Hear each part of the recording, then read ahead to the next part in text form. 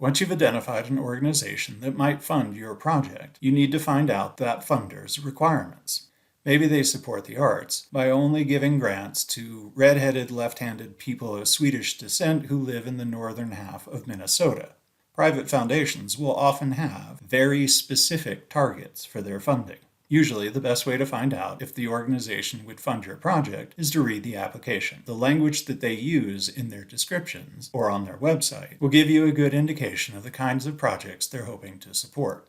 Read through their website thoroughly. If they let you know who's gotten the award before, look them up and see what kinds of things they've done. This isn't always a foolproof way to research because the jury evaluating projects might change every year, but usually it will give you a good idea.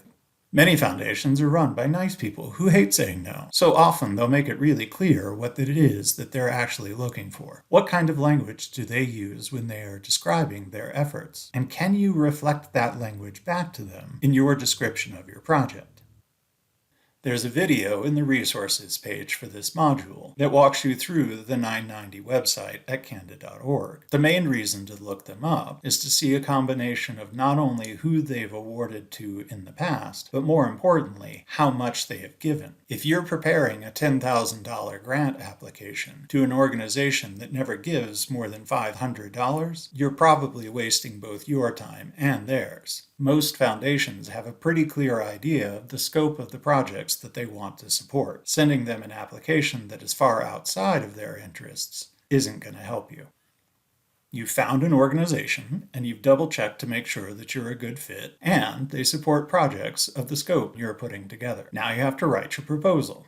You could possibly make the clarify your proposal step 1 before you even look for funding. But certainly, before you send off your application, you want to have a really clear idea on what are you trying to do? What is the thing? What is the outcome? What is the goal?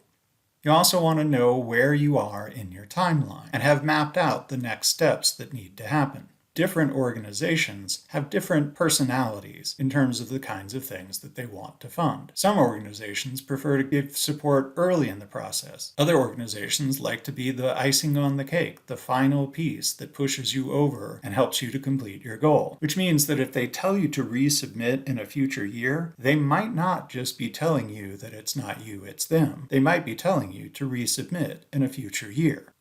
You need to make sure that it's clear that you'll be able to pull off whatever it is that you're asking for help with. So what kind of evidence can you give to support your previous success? It doesn't have to be a one-to-one match. You can use that smaller project to justify the more ambitious thing you're trying to pull off now. You want to make it clear that this is a project that's actually going to happen. Nobody wants to fund something and then have it disappear. Knowing who your audience is an important part of this as well. 1, because they might actually ask you, or 2, because that's going to be an important filter by which you decide which organizations to approach with your solicitation for support. Have a clear understanding of who will benefit from your action and how they're going to access it. And while it is true that there is a lot more funding available for education or other projects that might involve children, don't just tack on a kids component to some other project to try to get funding. The funder will almost always see through that. Who is your true audience? How will they benefit? How will they access it? And who supports that kind of work? For almost all proposals, you're going to have a real clear description of what your project needs, both in terms of a budget, but also whether or not you have collaborators or venues lined up. This is another way that you can demonstrate that your project is actually going to happen. Probably the best advice I can give you for applying to grants is to lie to yourself. Specifically, lie to yourself about the deadline. If it's due on the 1st of November, put it on your calendar as being due on October 15th, so that when you try to throw it together on the night of the 14th, you'll still have a little bit of extra time to let it sit before it gets proofread, either by you or ideally by somebody who isn't you. Having a friend read through your proposal to make sure that it makes sense to somebody who doesn't already know what you want to do is important. As I said, most foundations are run by nice people who hate saying no, but the fact is that they have to say no to hundreds, if not thousands, of applications. So they start looking for really any excuse to eliminate people. Somebody who didn't follow the rules, somebody who doesn't clearly explain their project, anything that gives them a chance to cut people out and simplify what's still going to be an agonizing choice for them. Finish your application, sit on it for a day or two, and then read it again.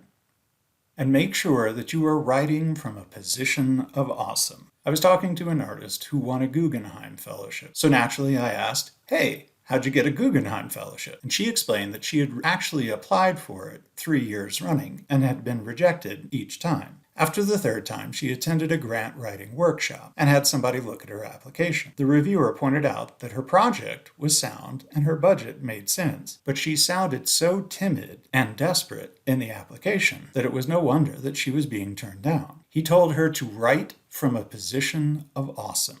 To explain your project not as something that could possibly happen, but to present it to the funder as this amazing opportunity to support this thing that's definitely gonna happen. So get on board while you have a chance.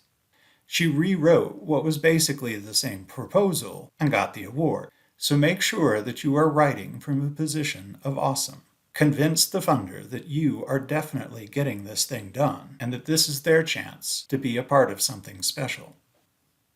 After you've done the research, both to find the organization and find out what they want to support, after you've written your proposal and then edited it, you're going to submit it and then you're going to pray.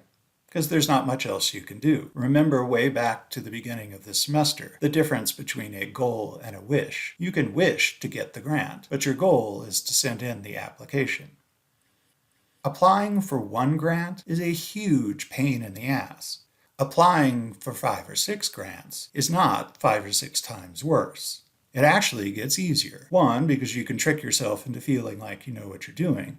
But more importantly, once you've done the legwork to figure out how to describe a proposal, you can then shop that same proposal, and you should shop that same proposal, to multiple venues, adjusting the description as appropriate for the funder's requirements.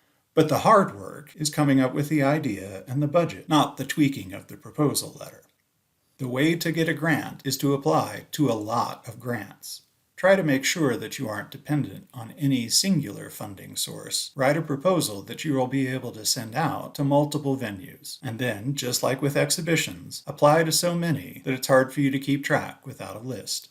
And so that any one rejection doesn't end the project.